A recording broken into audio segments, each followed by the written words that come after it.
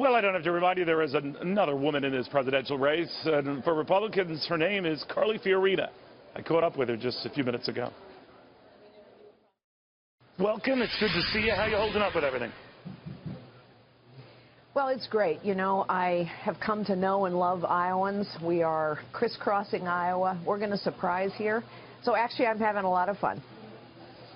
All right, when you say surprise here, placed a lot higher than some polls show you at right now? Top 3, top 4, what do you think? Yeah, I'm not going to give you an exact placement. I'm going to tell you we're going to exceed expectations. You know, the polls and the pundits have all decided how this race is going to come out.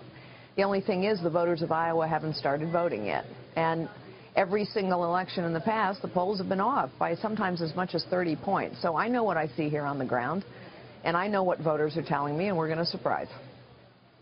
Yeah, you're right about that. The polls are not only mostly, when it comes to Republicans' recent history, they're always wrong.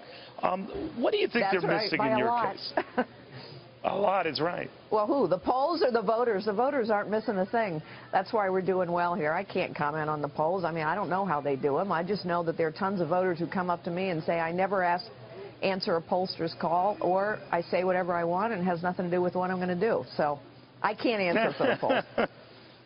All right, there is that. Let me ask you a little bit about the evangelical vote in this state.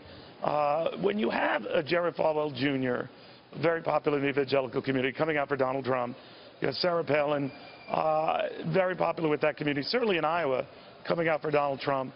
Does that surprise you, or that it might represent a shift in the way evangelicals typically vote? Well, you'll have to ask Jerry Falwell Jr. and Sarah Palin why they endorsed Donald Trump. Donald Trump is the ultimate insider. He's a crony capitalist. He has made billions of dollars buying people like Hillary Clinton on the inside. He freely admits it. So you'll have to ask them why they endorsed him. What I know is that the people of Iowa are tired of promises from politicians that somehow never get delivered, and they're looking for real results and real leadership, and that's what I offer. You also, and maybe given the fact that you feel you can say a lot of what you say as a woman, that you went after the whole elephant in the room with Bill Clinton. In the debate the other night, Ms. Fiorina, you said, listen, if my husband did what Bill Clinton did, I would have left him long ago. You got quite a reaction from the audience there. And that is among many issues you said would make you uniquely poised to challenge Hillary Clinton should she become the Democratic nominee. Would you bring that issue up if you were debating her? Look, I'd bring every issue up that is relevant to her grasping for power her entire life. That's what this is about. You know, here we have news that there are 22 emails, shock and surprise, on her server that are classified top secret. This is the Clinton way, Neil. Lie as long as you can get away with it. Do and say whatever you have to do and say to gain power and to get into office. She wants to go to the White House. She's more qualified for the big house. Look, I'm telling Iowa voters to vote for me because I'm the most qualified candidate to do this job. I'm also the most qualified candidate to win this job, and we have to win. But then we need a leader in the Oval Office who actually can get this economy going, who can lead in the world, who can cut the government down to size, who understands technology, and has a track record of leadership. And I humbly offer that kind of leadership to the people of Iowa and the people, the citizens of this great nation. So in those emails that you alluded to, when the Clinton camp comes back and says at the time they were not classified as top secret or even something that people shouldn't look at, period, you say what? Well, you know what this reminds me of, Neil? Remember Bill Clinton saying, it depends on what the meaning of the word is? This is a lot of gobbledygook. And, you know, Hillary Clinton tried to explain what she meant about a video. Here's the truth. Mrs. Clinton lied about Benghazi and gave a pass to terrorists who attacked an embassy and murdered 4 Americans. She lied about the fact that there is nothing classified on my server. Lie as long as you can get away with it. That is the Clinton way. We've seen enough of it.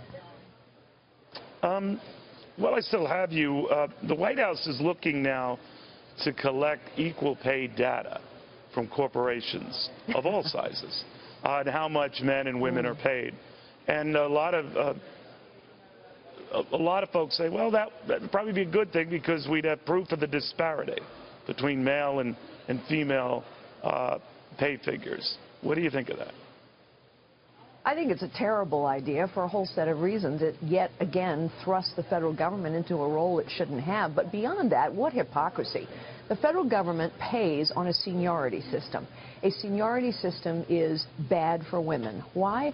Because it pays for time and grade instead of contribution.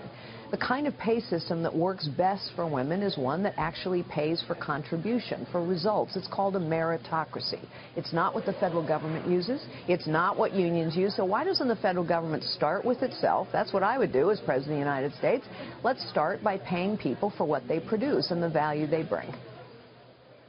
Do you think there is a gap, and a disturbing one, between what women are paid, what men are paid? Here's what I know. When women are given a chance to compete for any job, when women are given the opportunity to produce results and are paid for those results, regardless of who they know, or how old they are, or how long they've been in a job, women will do very well. And I would challenge Mrs. Clinton to publish how she pays her staff and how many women she has on her team versus how Carly Fiorina pays her staff. This is the height of hypocrisy from Mrs. Clinton, and it's the height of hypocrisy from President Obama.